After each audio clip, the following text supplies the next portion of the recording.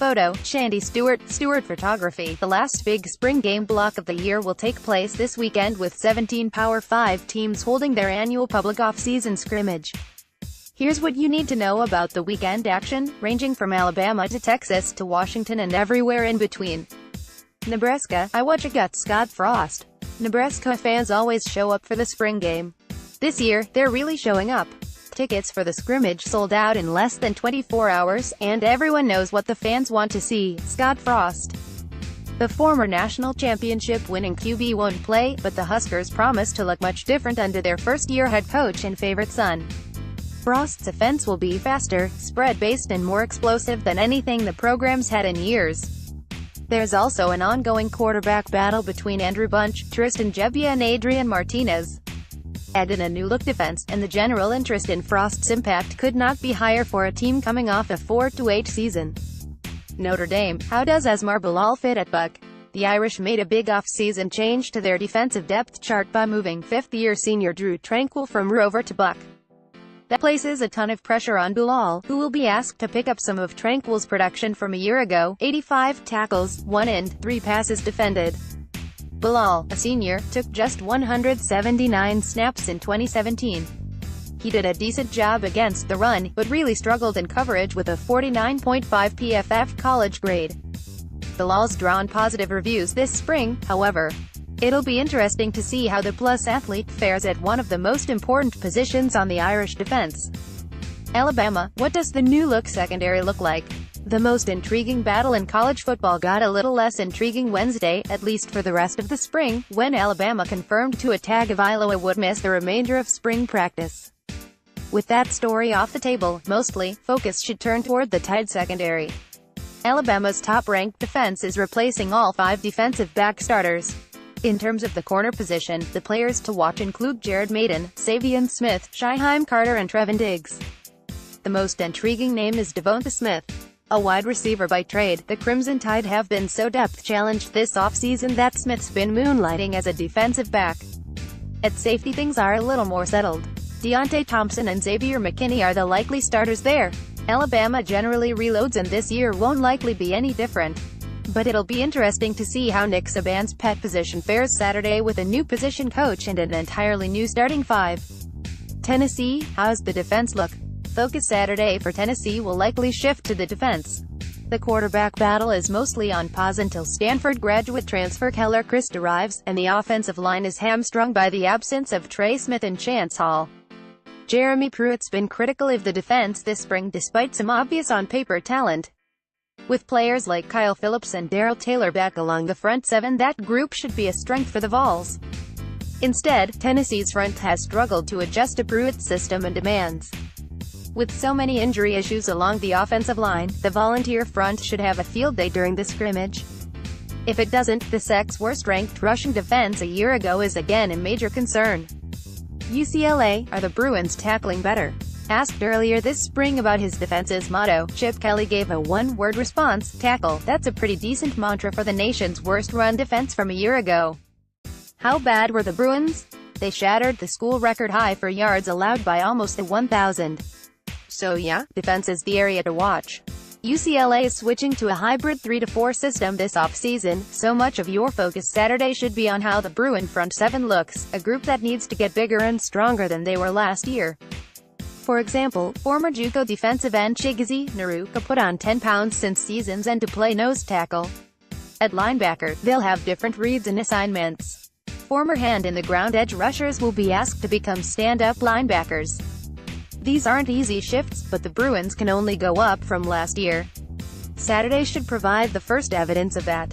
Penn State LB Cam Brown, photo, Frank Hyatt, 247 Sports, Penn State, somebody needs to pick up the mic. 14 practices into the spring and little is settled for Penn State's search for Jason Cabinda's replacement at middle linebacker. There are a number of options to fill the role, just no solutions as of yet. Cam Brown, a junior, has worked at the position this spring after manning the Will and Sam spots in heavy workloads as an underclassman. Redshirt freshman Ellis Brooks is in the mix, as are true freshman Jesse Luketa and the highly touted Micah Parsons. Throw in veterans Jan Johnson and Jake Cooper, and the possibilities at Mike for the Nittany Lions seem endless. There are too many to count, said Penn State head coach James Franklin earlier this spring. The starter at middle linebacker for Penn State won't be determined Saturday, but the game should at least provide some clarity in one of the most wide-open position battles for a contender in college football.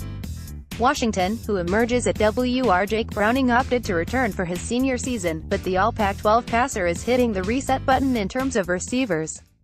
With Dante Pettis graduating, the Huskies don't return a wideout that had more than 291 yards in 2017. That means someone must step up. As to who that will be, the spring game might help solve that mystery. Former four-star recruit Ty Jones, a rising sophomore, has the highest potential on the roster. The 6'4", 209-pounder caught only 7 passes for 71 yards last season, but he's had a strong spring. It'll also be interesting to see how Aaron Fuller performs Saturday. The 5'11", 190-pound junior caught 26 passes for 291 last year, and he's had a very good spring thus far working with the first-team offense. The Huskies will also get a boost this summer when highly touted freshmen Marquise Spiker and Trey Lowe arrive. A healthy Chico McClatcher, who suffered a broken ankle last fall, would help as well. Georgia, what does the backfield look like post-Chubb, Michelle? The days of Nick Chubb and Sony Michel in Athens are done after what seemed like a lifetime. With their departure, the Bulldogs have to replace 2,572 yards and 31 rushing touchdowns from a year ago. Sophomore DeAndre Swift is expected to take on a larger role after a strong debut season, 618 yards, 7.6 YPC, but he's been limited by a groin injury all spring. That will create opportunities for other backs, most notably junior Elijah Holyfield. A bit overlooked early in his career, Holyfield quietly averaged 5.9 yards per carry in 2017. He's going to see plenty of snaps Saturday, especially considering Brian Herrion's also been dinged up this spring. The Bulldogs will look plenty different come the fall with 5-star early enrollees Amir White back healthy and the nation's number 41 overall player, James Cook, enrolled. Oregon, a pistol in the holster. Oregon's staff post Willie Taggart is mostly the same under Mario Cristobal, but the addition of running backs coach Jim Mastro will bring a different look to the offense. Mastro brought with him the pistol formation, made recently famous at Nevada under Chris Alton Mastro. It's the same formation from which Colin Kaepernick thrived while in college. Earlier this spring, Mastro said the Ducks want to be in the pistol the majority of the time. This means the running back lines up directly behind the QB in the shotgun, which helps hide the play call a bit. It'll be interesting to see how this shift is progressing, especially because the Ducks are working through a number of different running backs as a potential replacement for Royce Freeman. LSU, what do the high-impact transfers look like? There will be plenty of eyes on the quarterback battle in Steven Seminger's offense Saturday.